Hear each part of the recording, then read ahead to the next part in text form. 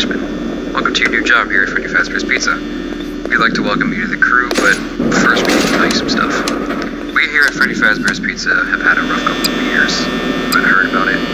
Because of this, money is relatively tight, so once you feel safe enough, we'd appreciate it if you could turn off the main power income. This is done by using the switch backstage. Once you use this, we'll switch the power onto our generator.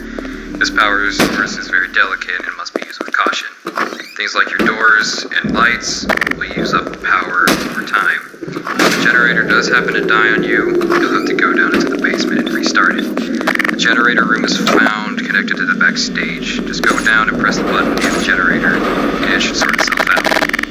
It's usually locked though, so we left you a key in your desk. And if you can, try to stick to your office. The animatronics are a bit feisty at night, and you won't want to. Shit. Okay, just stick to your office, use the doors.